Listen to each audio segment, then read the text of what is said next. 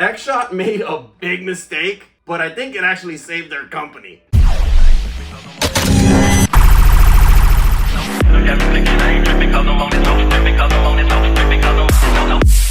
Zuru is a toy company that was founded in 2004 in New Zealand. They had relatively good, fun toys for a younger crowd, but it wasn't until 2011 that they decided to tap into the then pretty unsaturated blaster market. Hence, the X-Shot blaster line of toys was born. Multiple types of blasters were created from 2011 all the way up until 2016, including revolving barrel blasters, sliding clip blasters just like this one. We had a few mag-fed blaster offerings such as the Max Attack, Hurricane, to name a few. I think you guys remember also the Regenerator, which had a sliding clip such as this one, just more like a Retaliator style modular accessory ecosystem. Towards the end of 2016, X-Shot ran into a proverbial brick wall when they didn't come up with any new ideas. They just continued creating different color iterations of pretty much the same designs that we've had for a couple of years up to that point. We had the Reflex 6 with at least 7 different mainstream colors that I could think about. I've been collecting them, so I'm familiar with that. It wasn't until early 2022 that X-Shot really made an impact. I mean, we saw tidbits of change, like for example, we have different iterations of the drummers. I'm not saying these blasters weren't beloved. I mean, we adore these blasters. A lot of us, like myself, have collections in multiple colors of these blasters. The Super Drum from Adventure Force is a perfect example. This is a Turbo Advance on the X-Shot main line. This thing came out in at least 8 different color variations, guys. I mean, if you were to collect the drums, in drums alone, you would have like 11 colors. It wasn't until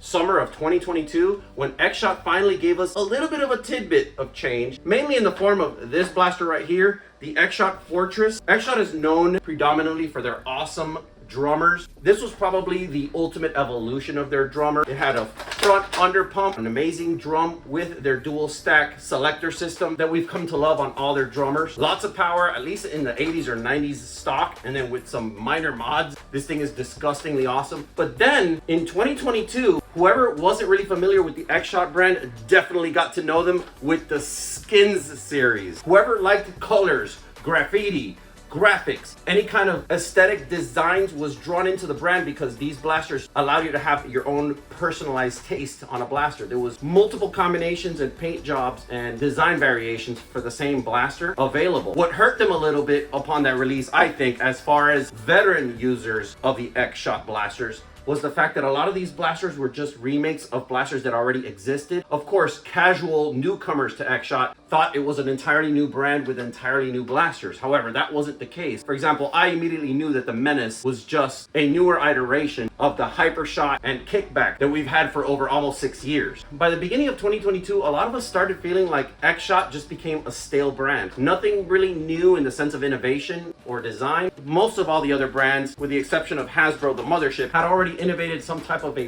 pro platform for their blaster line. X-Shot continued to sell reliable and quality toys to existing consumers. For us performance aspiring enthusiasts that wanted a little bit more, we kind of had just a bunch of blasters in the X-Shot bins that we played with from time to time, but it wasn't our go-to bin for primaries, battles, wars, even for the most minorly competitive HVZ events. Fast forward to May 2023, everything changed. Somebody at the X-Shot marketing team must have gotten some kind of memo. They announced the Insanity line. This line consists of multiple blasters that kind of assimilate previous blasters a little bit as far as capacity, chains, big old skinny drums, etc. Capacity has always been a big thing with X-Shot. The big difference with Insanity is modularity of actual blasters. You can interchange blaster parts and blasters themselves. It's an entire ecosystem of new springers. However, the biggest impact of the news of this new line to most of us enthusiasts was the motorized blast.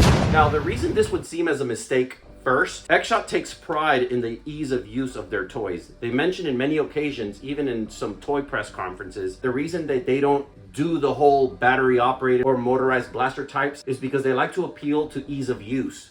They like their demographic to just pick up a blaster and be able to just load, fire, and play. While promoting that standard for many years and that being the strong point of their consumer base, it would seem that introducing a motorized blaster now would go against everything they stood for. To me, the Insanity series is just another iteration of high capacity blasters that X-Shot has put out for a long time, still being springers. However, the idea that they're actually doing a motorized blaster gives us an immediate glimpse at the fact that they are willing to step outside the frame even something that represents their entire status quo as a company to appeal to a broader audience. We really appreciate that as hobby enthusiast consumers. Now, the casual consumer won't see a huge shift in branding. Casual consumer doesn't care about whether a company makes only this or makes only that. A casual consumer just wants to buy a blaster for their children, for their grandson, plink around for a couple hours and then forget the toy exists. Hobby consumers or enthusiasts, we care about this because we want variety out of a brand. We want to be able to have things that we can mod, motorized blasters where we can put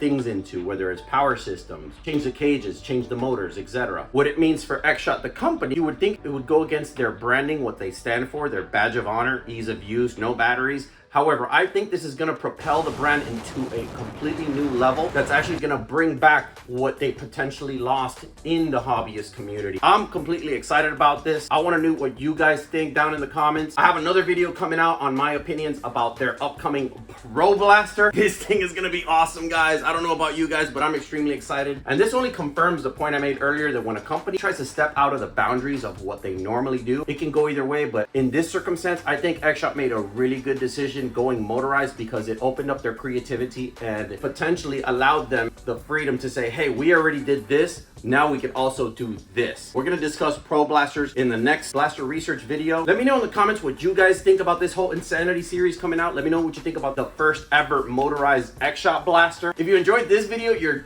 definitely gonna like this one. I'll catch you in the next one. Stay blasting, foam fam.